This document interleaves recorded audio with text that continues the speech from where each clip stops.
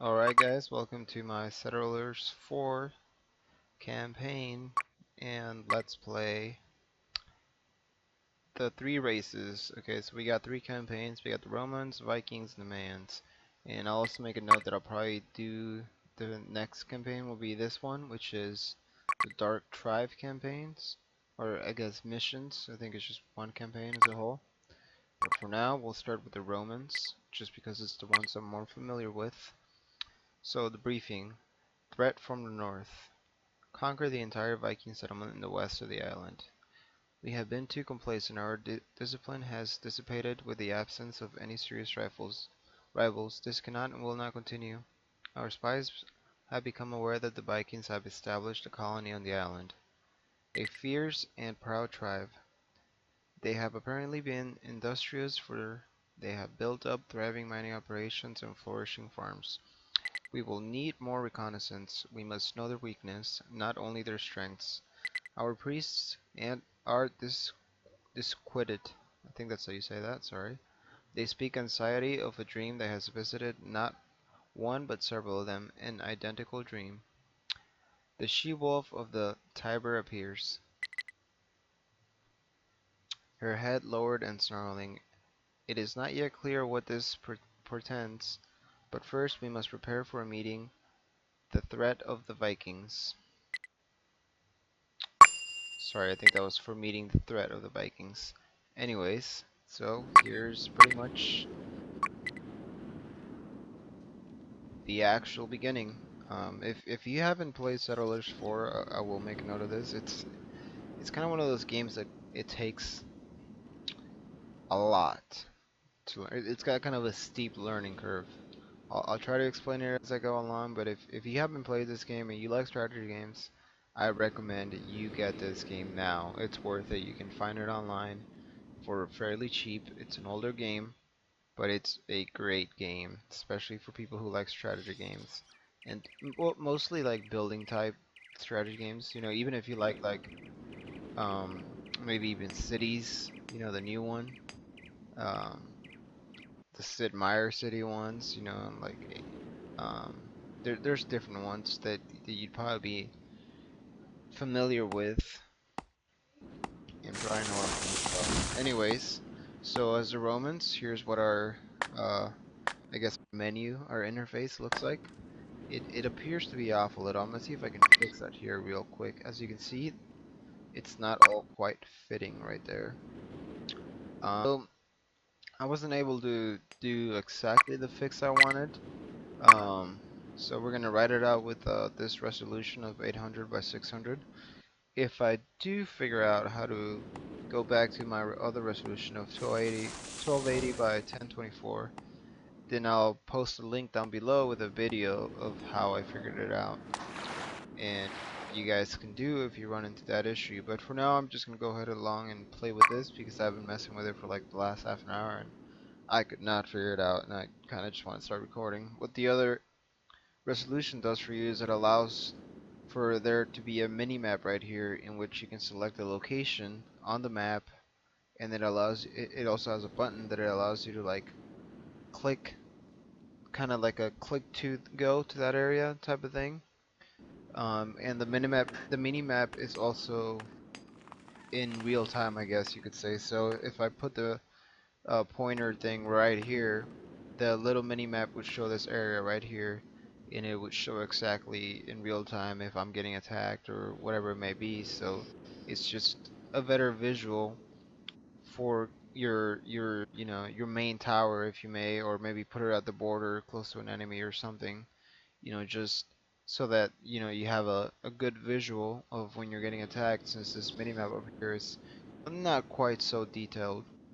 But anyways, enough of that. So here's how Settlers 4 is played. We have, for our interface, a build menu right here, which entails all these buildings, which are some resource gathering buildings, some resource conversion type buildings. I'll explain that a little bit more in housing.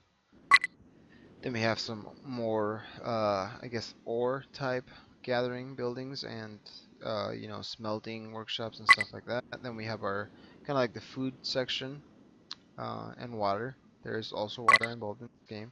And then just kind of some town things, like decorations, eye catchers. There's also like a little shipyard, a dock, small harbor, uh, the temple, just kind of random things. And this one's our military one, so it'll have our towers, our castles, our barracks, the weapon. Well, okay, I guess not the weapon one, but it does have the ammo makers and the healer's quarters and the vehicle. Okay, so we'll start with the buildings right here. I'll start showing you guys what it's all about by actually starting to play.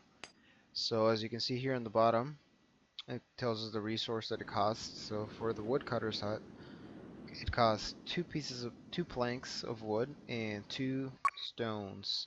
So we want to build this close to some trees. So I think this would be a good area down here. See a lot of trees down there. And then here's where this place, kind of how long it'll take to make the building. So you want to place it on a green spot. That means your diggers won't have to dig as long to level out the terrain so that they can actually start building the building. Okay. Now, while that's getting done, we're gonna go ahead and add another stonecutter's hut. You want to build those close to these rocks right here. They're kind of scattered throughout the maps. So as you can see, there's a pile over here, but we already have one right there. We have another pile over here. Um, and then we also need a sawmill, which turns the logs that they cut into planks so that they are usable, at least by us. I believe the Vikings can use the logs to make coal or something like that, but for us, we need logs. So you don't necessarily need a woodcutter for every sawmill you have. I've found that around 3 or 4 woodcutters for one sawmill is just fine. It works out evenly. If you make too many sawmills and you have your workers at the sawmills just waiting for logs, so you want to have about at least 3 woodcutters huts for every sawmill. You can play with those numbers, but you'll find that if you have like a 1-to-1 ratio, you're gonna have sawmills that are not doing anything. Okay, so that being said, it tells us right here we have a +1. We have 1 built and +1 meaning 1's built. Same for our stonecutter's hut. So now I'm gonna build my 3rd woodcutter's hut. See, complete. We have the builders with the hammers and then the diggers with the shovels. Um, okay. So while that's getting done, I'm going to show you guys a little bit of the kind of like the settlers train, like the entire population menu, I guess you could say. So this first tab right here, it's called the job overview menu, and it tells you how many of what kind of laborers or workers, whatever you want to call them, you have. So right here it says we have 17 carriers, which do just that. They carry stuff from one place to another. The items do need to be moved, as you can see. They need to be moved to the location that they're going to use. They're not like your, Age of Empires or StarCraft or whatever, where your resources just magically appear when you start building things. And then, I'm not going to go into, but you kind of have a little, as you can see on the bottom right corner of the screen, a little description of the workers. Here's where we can assign more carriers, diggers, or builders. You guys will see me use that later on. This is like the specialist uh, assigning area. This is for your gardeners, your geologists, your thieves, and your pioneers. And then this is kind of like your find button. If you whatever type of unit you're looking to find. Um, if you want to search the unit globally on the whole map or whatever it may be. This is now moving on is your production menu. Tells us how much of everything you have. This is really neat. I look at this a lot, and it comes in handy with the other resolution because it's not so much in the way. This is the distribution menu. So once you have a lot more buildings, I'll explain it. Once I have a lot more buildings, I'll go into detail about that if I have to. Same with this. Here's just some graphs and stats. You can mess with this if you want. Okay, so this is the menu you're going to be using the most, and along with the resource menu. So right now, the next step is, we got to get more people working. So let's build a. I'm gonna go with a medium residence. I find that the small residences take up a lot of space, and they only give you 10 settlers. And I'd rather, if I'm gonna get all the resources there and do all the work of building a building, then I might as well, build at least a medium residence, which is gonna give me 25 settlers. Okay, so we have a message right here. It gives you like little pop-ups of information. You can click it. It'll send you to that location. So it said the woodcutter can no longer find trees. So what we gotta do right here is expand. And here's how we expand. We build a tower along our borders, which are these dotted lines you can see. So you build the tower next to the border, so that as the tower gains a line of sight, your border expands with it. Now the tower does need a military unit to be present in it. As you can see, if I click this tower right here, it's got 2 archers and a swordman. You can see the little sword guy right there, 2 archers on the top. Same for this one. This one's only got the swordman. So once this gets going, our borders will expand, and this guy will be able to get those trees. Now you do have another option. There is a forester hut, which is needed later on once the trees start running out. This does exactly what it says. It makes forests. It plants trees again.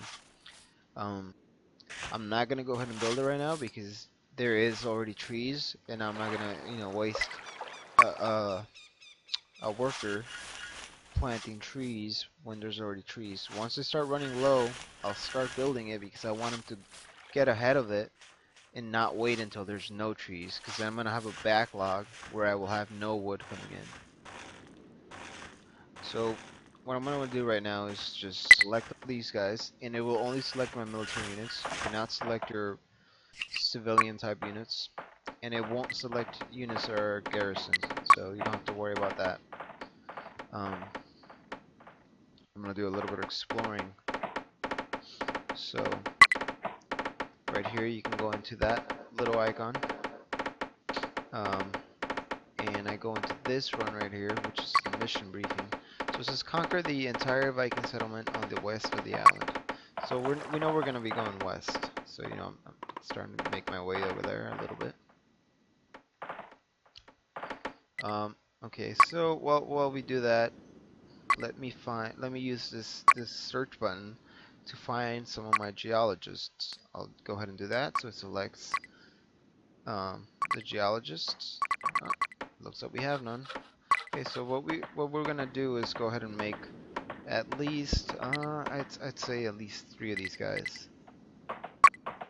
You can make more if you like, and then just switch them back to do something else. That's completely fine. Um,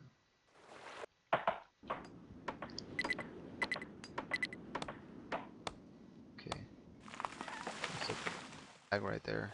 Okay, so, as you can see, you may be wondering why he's leaving on his own, but he's going to that tower. As I mentioned before, you need a garrison in your towers and castles and all that, at least one, so that the tower can become efficient and do what it's supposed to be, which is expand your borders and protect your borders. You can't have an empty tower. Once he gets there, it'll expand, and we'll have grown a little bit. Go ahead and build another one maybe over here. So we can get to this little mountain area right here, which is where we're gonna find our ores and stuff. See, we found another little area with stone over here. Quite a bit of stone. I'm not gonna go too much south because I don't want to get too far from my place right now. So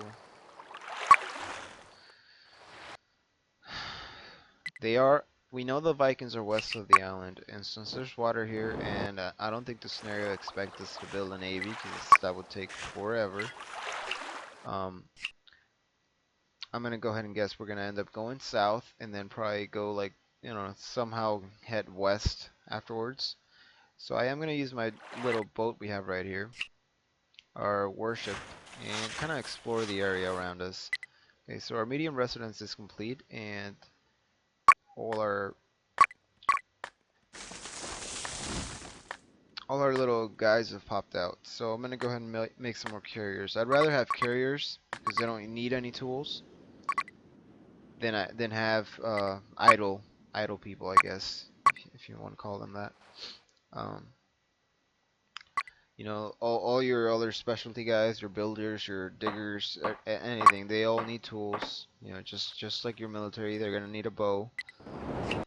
Your sword guys are gonna need a sword, um, things like that.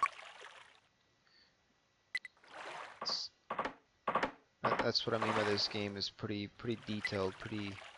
It's kind of um, a type of strategy game that has been lost. Like maybe not the game itself, but the idea of being specific or more in depth, I guess. So I made one archer come out of this one so that he can go into this tower. Since there's none close to in range, it's not gonna call one of these guys way over here. They're just too far, you know. It's not gonna interfere with what you're doing when you're all the way out there. That'd just be silly, especially if they're fighting or something over there, and it goes back because it needs to go in the tower. No, you wouldn't want that happening. I don't know if this bear is bad or what. Find out. Oh, looks like he's a friendly little bear. So we get this message again. Woodcutter can find no more wood. Okay, here's another little trick I'm gonna show you guys. There is a area working button. I might have said that wrong. But you select this little button right here, and it allows you to select. You can just left click wherever there's more trees. Now there is like I guess a certain distance you'll go. You can't click like way out here.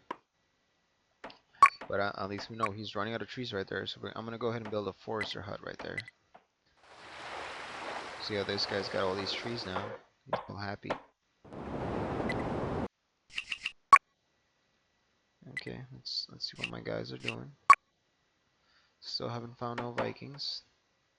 If I'm lucky, I'm not even gonna have to build a military or anything. So let's select my geologists and have him. You select them, and then you right click the little this is what I guess a little mountain area would be, or I don't know. It's just it depicts kind of like rocks, so that's where the ores are gonna be. Whether it's your iron or your gold, your coal, uh, things like that nature. I believe there's also sulfur. I might be missing something. I'm not sure. So this other tower needs another guy. So kicked out an archer out of that one as well. But yeah, if I'm lucky, I'll find the Vikings. And these guys will kick their ass. Highly doubt it. But doesn't hurt to hope, right? Doesn't hurt to dream. Okay.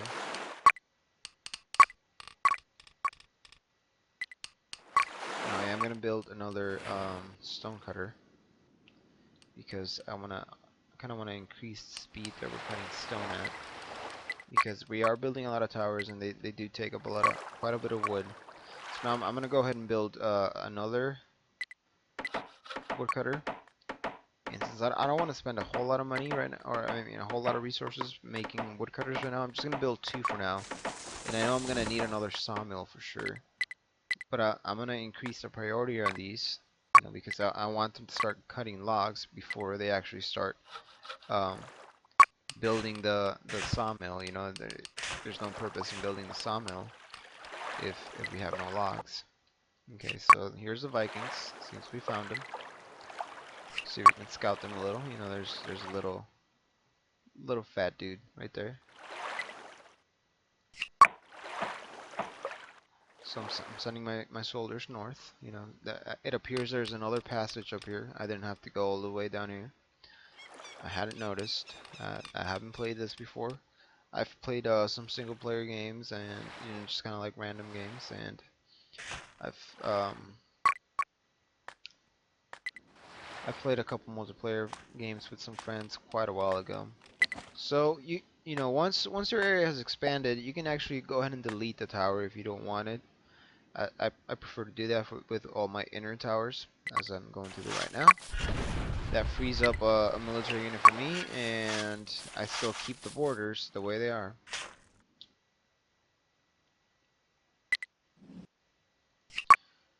You do need one tower though, at all times, at least one. But be careful with only having one, because if that tower gets taken over by the enemy, then that's it. You lost the game. So if you're gonna have one last, I guess, defense building, you know, make sure it's like a large tower or even a castle, preferably that's full of soldiers. You know, you don't want to um, get the enemies have the enemies sneak up on you, and you only have one little tower with one archer in there. Okay, so here's the action. So you are under attack. There's the action right there, guys. Oh, looks like we lost a guy. So a little. Oh, looks like they lost a guy. So as you can see, the civilian type units don't really do a whole lot. Okay, so we're a little bit in trouble. Okay, whoops, sorry about that, guys. Okay, so we are gonna need to make some more troops. There goes our last archers, and they're dead.